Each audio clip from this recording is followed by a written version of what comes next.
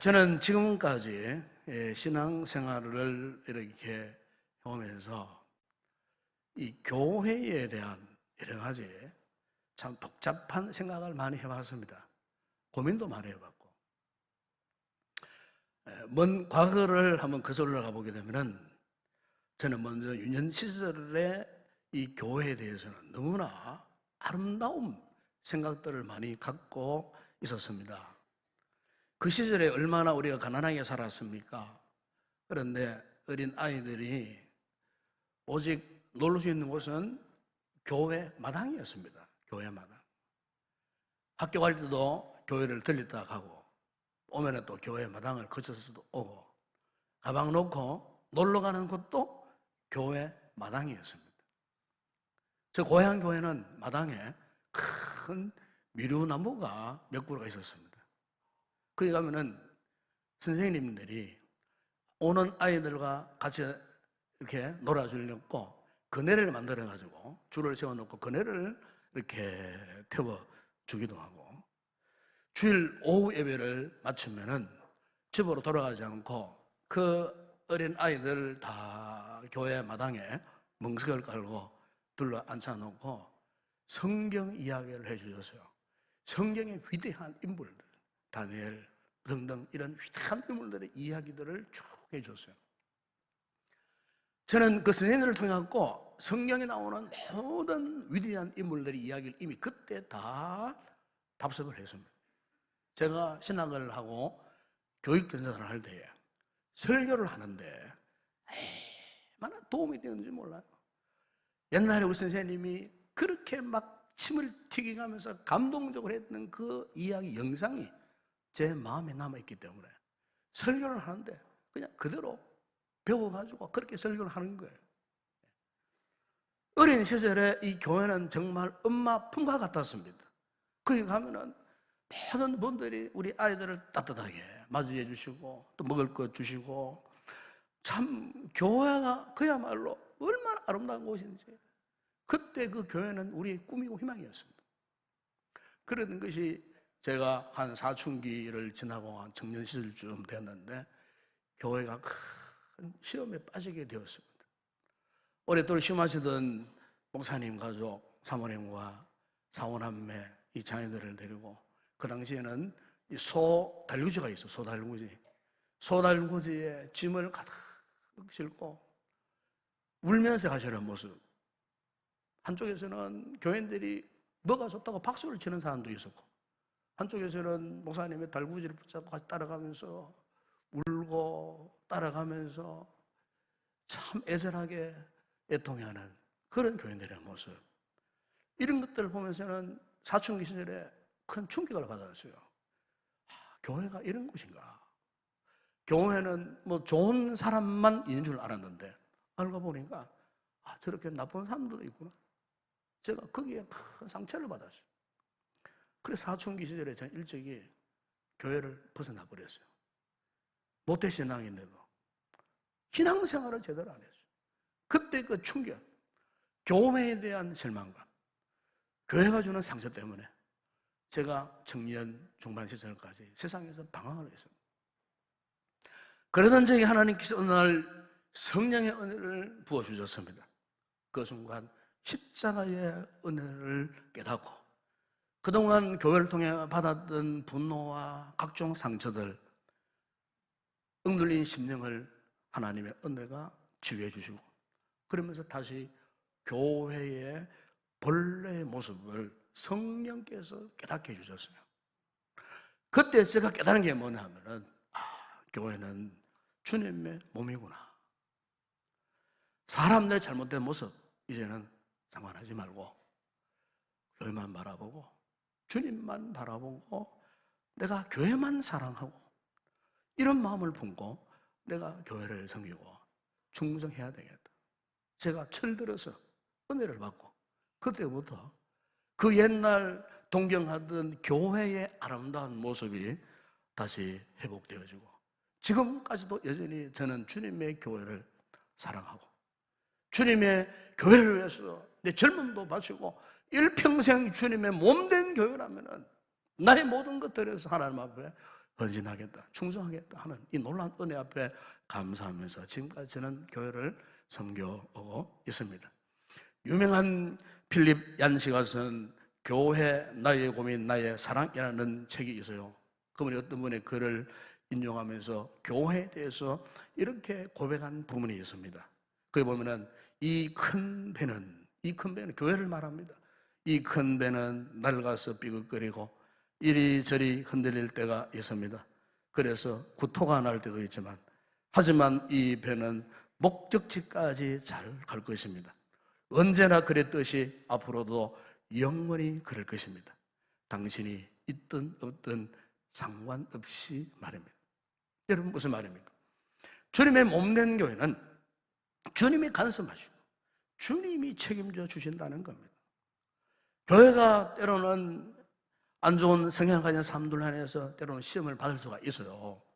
때때로 사탄의 공격에 노출되어갖고 교회가 큰 풍랑을 만날지라도 알고 보면 결국에는 주님께서 이 공동체를 붙잡아 주시고 주님께서 이 공동체의 든든한 울타리가 되어 주시기 때문에 결국 주님께서 교회를 성령의 길로 이끌어 가실 것이라는 거예요.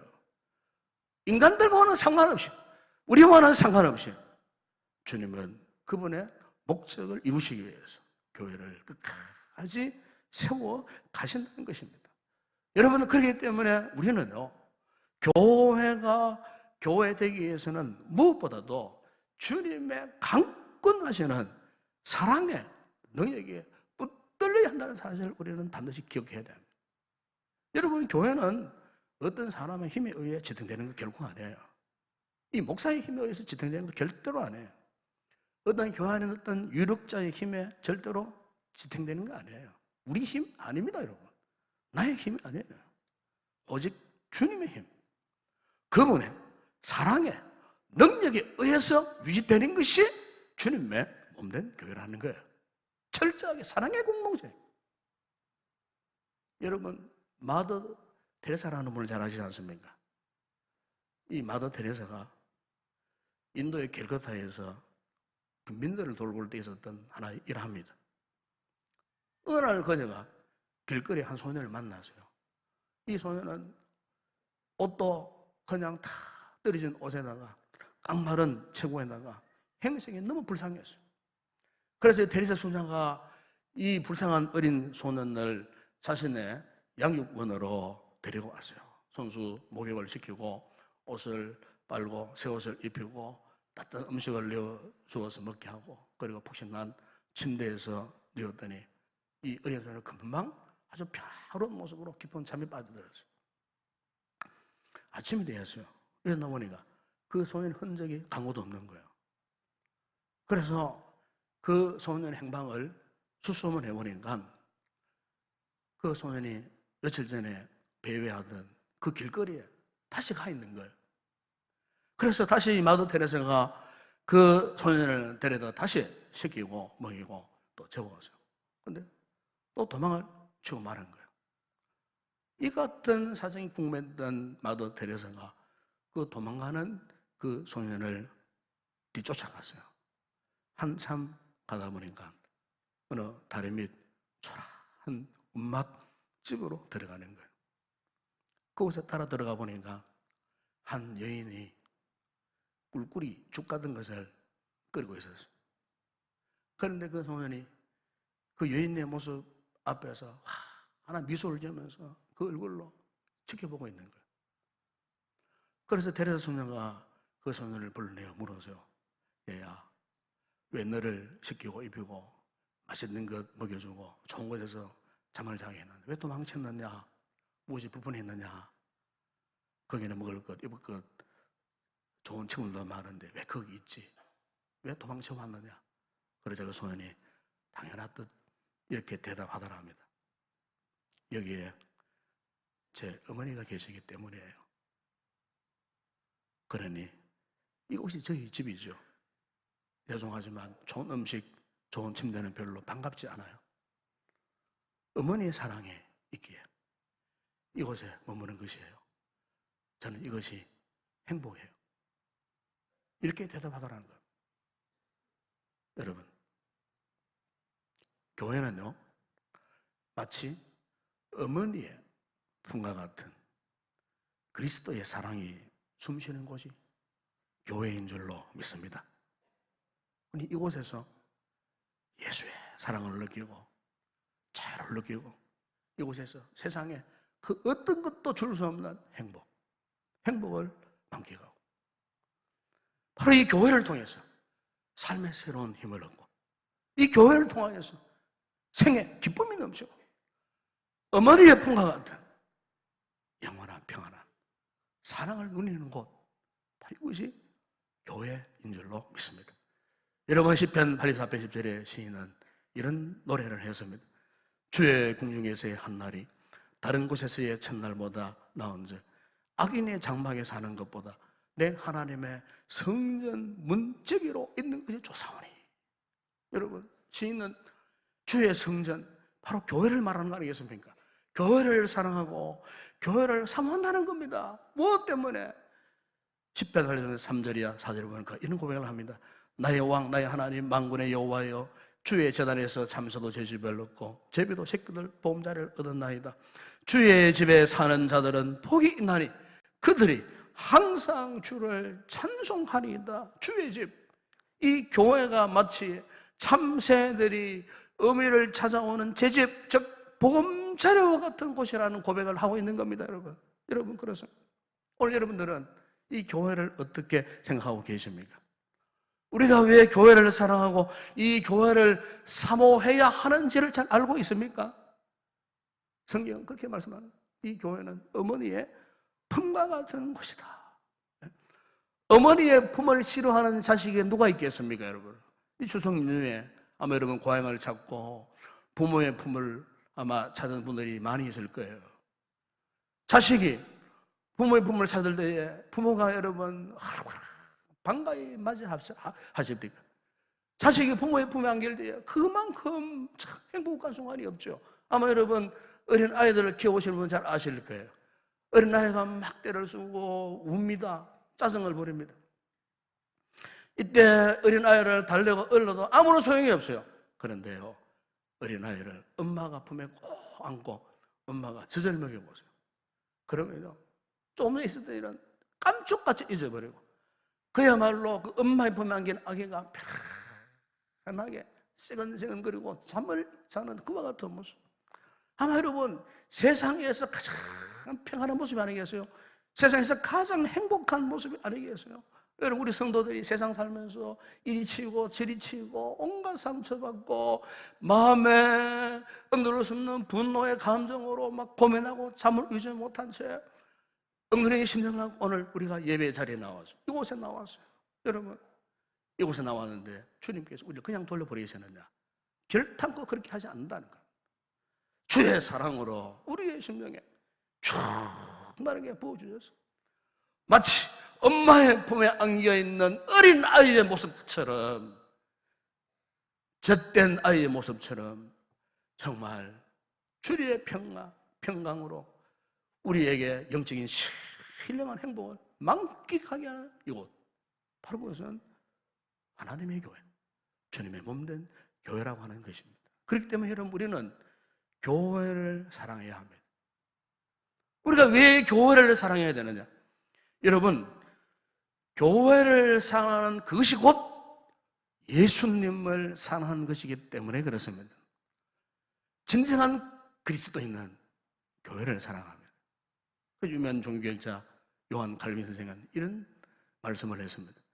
교회를 어머니같이 사랑하지 않는 자는 하나님을 아버지라 부를 자격이 없다 그랬습니다. 여러분 그렇습니다. 교회는 우리에게 영적인 어머니의 품과 같다는 것입니다. 그럼 여러분 도대체 무엇이길래 우리가 교회를 이렇게 그럼 사랑해야 되느냐 하는 겁니다. 그 이유에 대해서 오늘 보면 여러분 15절에 사도 바울이 이렇게 말씀을 하고 있습니다. 만일 내가 지체하면 너로 하여금 하나님의 집에서 어떻게 행하여 할지를 알게 하려 하매니 이 집은 살아계신 하나님의 교회요 진리의 기둥과 터니라 그러겠습니다. 여러분 16절 초반절에 이렇게 말씀합니다. 크도다 경건의 비밀이요. 여러분 왜 우리가 교회를 사랑해야 하는가? 그것은 바로 교회 안에 감춰둔 큰 경건의 비밀이 있다는 겁니다. 그 경건의 비밀이 뭐냐? 사도 바울은 그것을 한마디로 이걸 이야기합니다. 그것은 진리의 기둥과 터라. 여러분, 대개요, 집을 짓는 데 있어서 가장 중요한 게 뭡니까? 집을 짓기 위해서는 터가 필요하죠. 터가 필요하지 않습니까? 땅이 필요하잖아요. 그 땅이 어떤 땅이냐가 중요하지 않습니까? 그렇죠? 그 또 하나가 뭡니까? 그 터 위에 기둥을 세워야 집을 짓죠. 아무리 아름다운 집도 터가 온전하지 못하고 기둥이 온전하지 못해 보세요. 그럼 금방 쓰러질 수밖에 없어요. 그래서 어떤 땅이냐, 어떤 기둥이냐, 이게 정말 중요한 거예요. 여러분, 우리가 교회를 세움에 있어서도 이 두 가지가 절대적이라는 겁니다.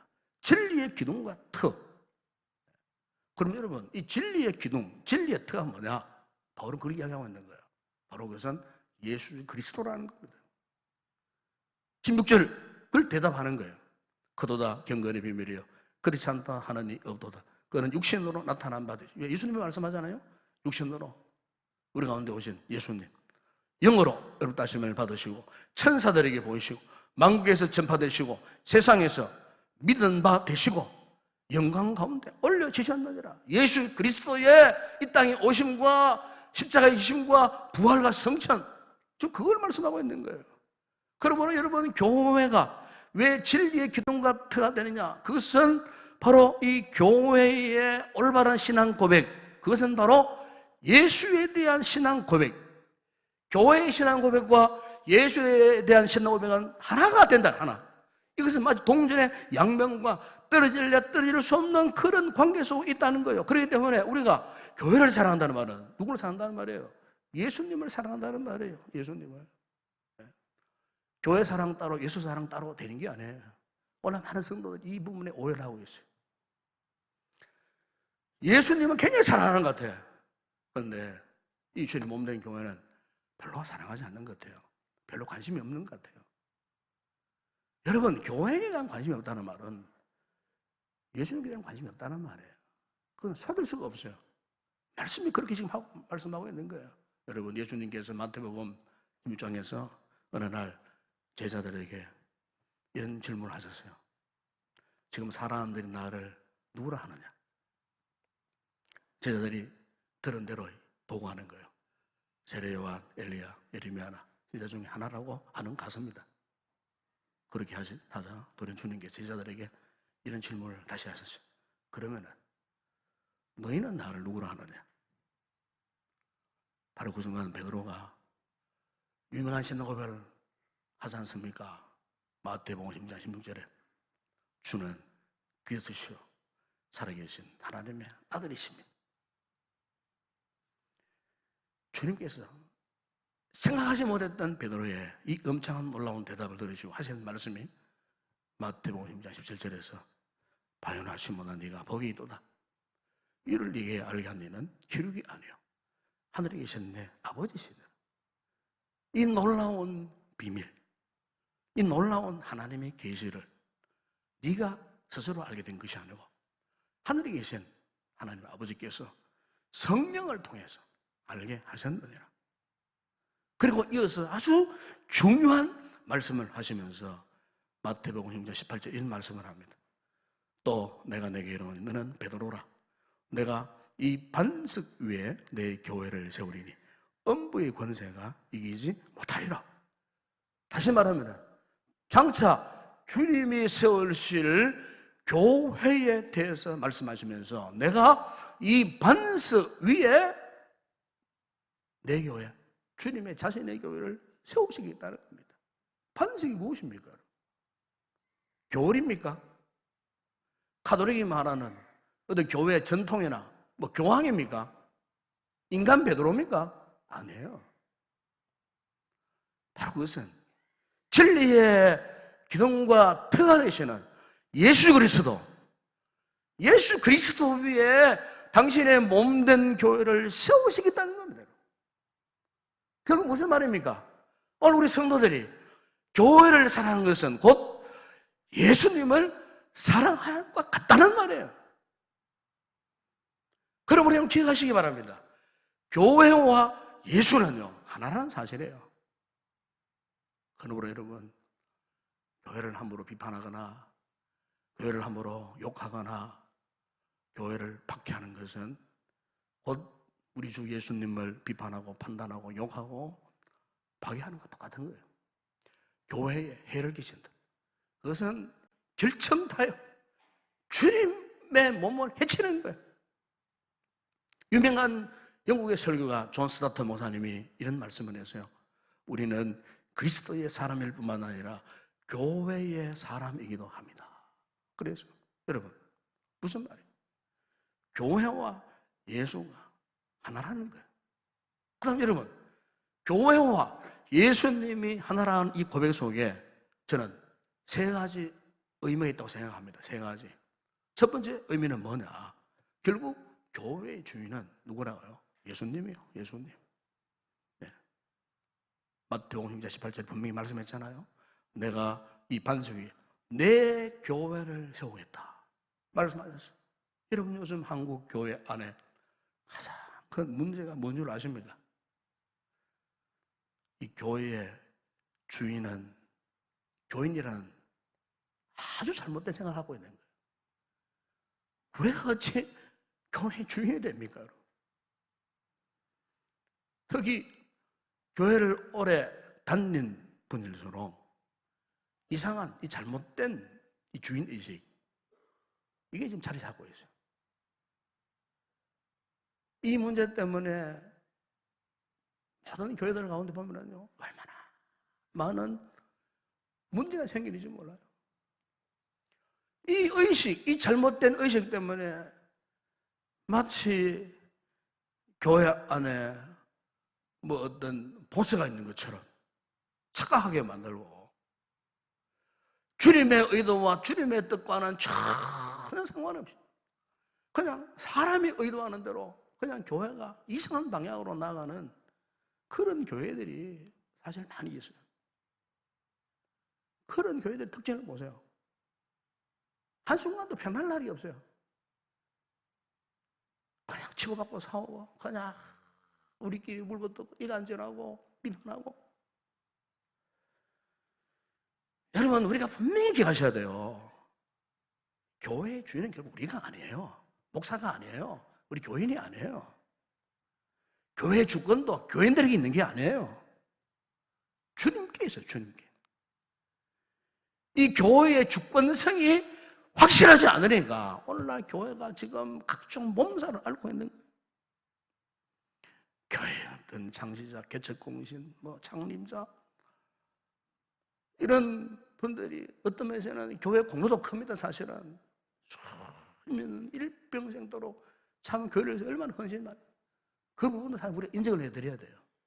그러나 당사자들이 그 문제 때문에 주님의 몸된 교회에 해를 끼친다면 그게 또 잘못된 거예요. 땀 흘려 수고하고 헌신했던 그 모든 것들이 수포로 그냥 돌아갈 수밖에 없다는 거예요. 그렇기 때문에 우리 교회에 오래 다녔던 성도분들이나 이제 간다 오는 새가족이나 할 것 없이 오늘 이 시간 우리가 분명히 성경적으로 반드시 알아야 할 것은 그 누구도 우리 가운데 교회의 주인이 될 수가 없다는 겁니다. 여러분, 마태복음 23장 3절에 보게 되면 주님의 비유 가운데에 어느 한 장터에서 놀고 있는 배회하는 사람들을 불러다가 주인이 그들의 일을 맡깁니다. 어떤 면에서는 오늘 이 교회라고 살아있는 우리 모두가 마치 장터에서 할 일 없이 배회하는 아무런 볼품없는 존재 가치도 없는 우리를 불러다가 이 귀한 영광스러운 주님의 몸된 교회에 너는 목사 되라, 너는 장로 되라, 너는 권사 되라, 네 집사 되라, 너는 셀 리더가 되라, 너는 뭐가 되라, 뭐가 되라. 하나님께서 우리를요, 우리가 뭐 잘났다고, 무슨 능력이 있다고, 힘이 있다고 주님이 우리를 부르셔갖고 주님의 영광스러운 몸된 교회에 이 놀라운 직함을 맡기 위해서 우리로 하여금 충성할 수 있는 기회를 주셨나요? 저는 사실 아직 젊은 척에 속하지만 지금 생각하면은 너무 감사한 거예요. 부족한 인간을 불러갖고 뭐 볼 거 있다고 몸된 교회에 목사로 세워져가지고 지금까지 이렇게 주의 몸된 교회를 위해서 섬길 수 있도록 살아갈 수 있도록 일을 맡기신 것. 장터 마당에 놀던 배회한 인간을 부르셔갖고 이 놀라운 은혜를 베풀으시고 주님의 영광스러운 이 귀중한 직분을 받게 돼서 일을 할 수 있는 기회를 주셨는데, 여러분, 내가 내 교회를 세우리라. 누구를 통해서? 너를 통해 세우리라. 여러분, 오늘 우리 모두에게 이 같은 은혜를 주님이 허락해 주셨는 줄로 믿습니다. 이 사실을 잊어버리면 안 된다는 겁니다, 여러분. 그리고 여러분, 또 하나, 교회와 예수가 하나다. 이 고백 속에는요, 교회는 영원히 승리한다는 의미가 있습니다. 여러분, 15절 하반절에 보세요. 이 집은 살아계신 하나님의 교회. 보세요. 살아계신 하나님의 교회. 우리 인동교회는 살아계신 하나님의 교회. 이 교회가 누구의 것이라고요? 살아계신 하나님의 교회의 것이에요. 그래 주님께서는 말씀하셨잖아요. 내 교회를 세우니니 음부의 권세가 이기지 못하리라. 여러분, 교회 역사 2000년 역사를 보세요. 초대교회, 중세교회, 그리고 근세교회, 현대교회를 쫙 다 둘러봐도요, 이 지상, 이 땅에 교회가 사라져 본 적이 한 번도 없어요. 비판을 당하고, 교회가 불태움 당하고, 교회가 무너뜨림을 당하고, 교회가 엄청난 파괴 속에 사라진다 할지라도 또 다른 지역에 또 교회가 세워지네요. 또 다른 지역에. 영국 교회가 교회를 비판했을 때 아메리카 신대륙에 듣도 보지도 못한 아메리카 그 땅에 보십시오. 청교도 신앙을 가지고 있는 그 교인들을 통해 그 교회가 세워지고, 미국 교회를 통해 전 세계에 미국 성사들 한국 이 땅에 와가지고 120년 전에 130년 전에 오셔서 이 교회를 세워. 여러분, 교회는요 한 번도 실패한 적도 없고, 교회는 한 번도 무너져 본 적이, 사라져 본 적이 없어요. 이 지상에. 왜 그럴까요? 이 교회는 예수 그리스도, 지금도 살아계신 하나님의 몸이기 때문에 십자가상에서 예수님이 승리하셨고, 십자가를 통해서 마귀의 괴계를 철저하게 파멸시키기 때문에 교회는 비판을 당한다 할지라도 비판 때문에 교회가 사라지는 역사는 한 번도 없었다는 것입니다. 그래서 교회는 영원히 승리할 수밖에 없다는 거예요. 그리고 마지막 또 하나 의미, 교회와 예수가 하나다는 의미 가운데는 앞서 말씀드린 바가 있습니다만은, 교회는 진리의 기둥 같으라는 것입니다. 이 말씀은 교회에 대한 신앙과 예수에 대한 신앙은 본질상 하나라는 사실을 말씀하고 있는 겁니다. 만약 여러분, 우리가요 믿음 생활 하다가 교회에 대한 믿음이 흔들려 보세요. 이 교회는 사람이 모이는 곳이기 때문에 뭐 셀가족 모임이나 소그룹 모임에서 혹 상처를 주는 분이 없잖아요. 상처를 받았을 때에 이 교회에 대한 흔들림이 생긴다 그 말이지. 그럼 그때부터 어떻게 되느냐? 그분의 예수의 사랑에 대한 믿음이 흔들려버려요. 분명히 그렇습니다. 분명히. 이 교회에 대한 신앙이 분명하게 서지 못하면요, 그 신앙 얼마가지 못해서 흔들립니다. 주님을 사랑하는 열정 다 악한 원수마귀에게 다 뺏겨버리면 그 귀한 믿음 다 박탈당해버려요. 믿음의 파산 상태에 빠져들어갑니다. 오늘날 우리 주변에 이 교회에 대한 잘못된 신앙, 교회의 신앙의 흔들림 때문에요, 어느 한 곳에 정착하지 못하고 섬기지 못하고 안정을 누리지 못하는 영혼들이 우리 주변에 얼마나 많이 있는지 몰라요. 다 그분들도 우리 전도 대상이에요. 전도 대상. 그분들은 우리 곁에 있다면 다 우리 교회에 불러들여야 돼요. 그리고 우리가 주님의 교회는 이런 교회다, 이런 모습이라는 것을 우리가 세력가족 공동체에서 보여드려야 돼. 그래서 그동안에 교회 때문에 상처받은 자들이 회복이 되어져서 교회를 사랑하고 아울러서 예수님을 사랑할 수 있는 그와 같은 건강한 믿음의 소유달로 세워갈 수 있는 그런 교회의 사명이 오늘 우리 인동교회에 있는 줄로 믿습니다. 어떤 분이 이런 이야기 하세요. 요즘 현대교회 안에, 한국교회 안에 가난한 성도가 많다 그래요. 이 무슨 말인가? 거꾸로 안 나가 성도가 많다는 거야. 이게 무슨 이야기인지 하면은 내가 이래도 예수 믿는다 그러면서 교회 안 나온다는 거예요. 교회는 안 나가요. 안 나가. 아니 그 신앙이 옳은 신앙일까요, 여러분? 집에서 홀로 나는 예수 믿는다, 예수 인정한다 하면서도 교회는 안 나온다는 거예요. 이런 교인들이, 이런 가난한 성도 교인들이 오늘 한국 교회 안에 많이 있다는 거예요. 여러분, 저는 목사지만은 이런 말씀을 드립니다. 우리 성도들이 은혜를 받고 축복을 받는 유일한 통로가 있다면요, 교회를 통해서요. 교회를 통해서. 무교회주의자들처럼 자기 집에서 골방 가서 예배 드린다는 것은 좀 이상한 사상이에요. 성경적이 아니에요. 이 교회를 통해서, 주의 몸된 교회, 이 공동체를 통해서 우리 성도들에게 오늘도 주님께서 우리에게 시원한 축복을 부어주시는 겁니다.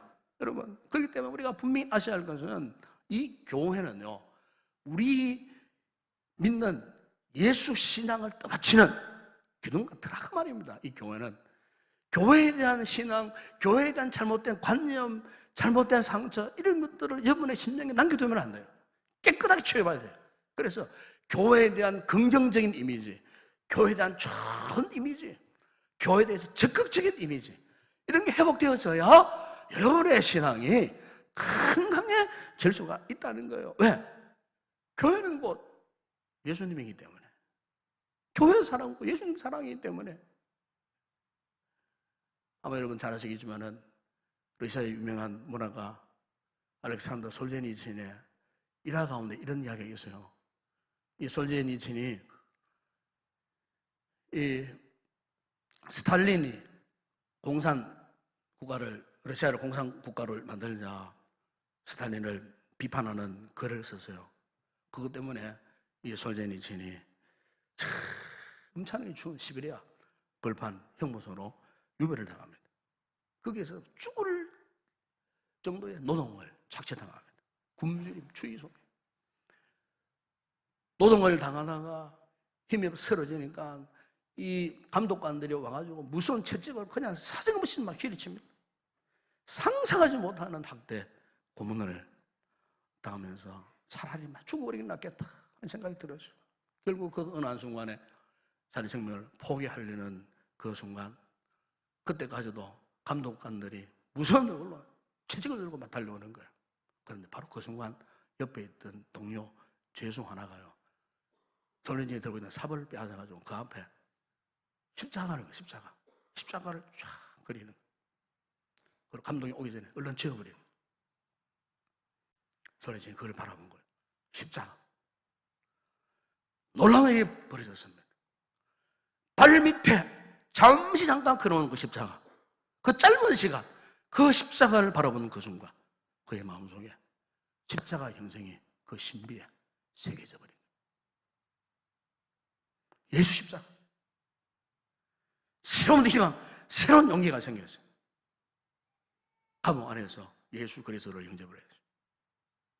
그 숱한 죽음의 고통 속에서 그가요, 십자가를 가지고 자기 신비에 새긴 십자가의 형상을 가지고 이겨내었다는 겁니다.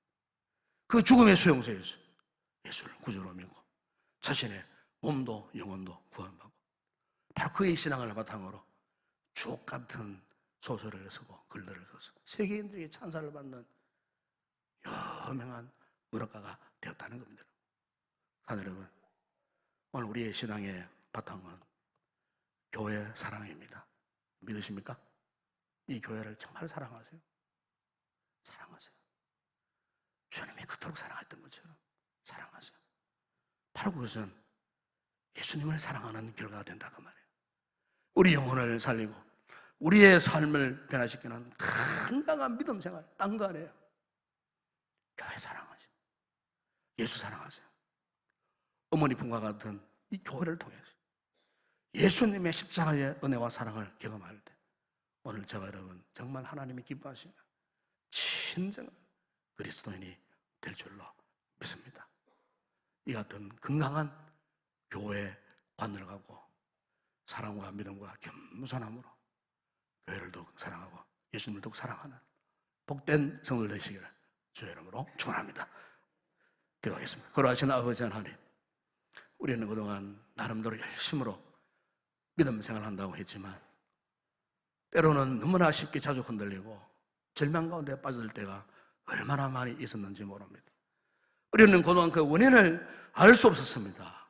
오늘 말씀을 통해 깨닫게 된 것은 우리가 교회에 대한 이 분명한 신앙관을 갖지 못했기 때문에, 교회는 곧 예수님의 사랑인데 교회를 사랑하지 못한 것 때문에, 결국 예수님을 사랑하지 못하는 결과 때문에 우리의 신앙이 한없이 아버지 혼란 속에 배회했던 적이 얼마나 많이 있었는지 모릅니다.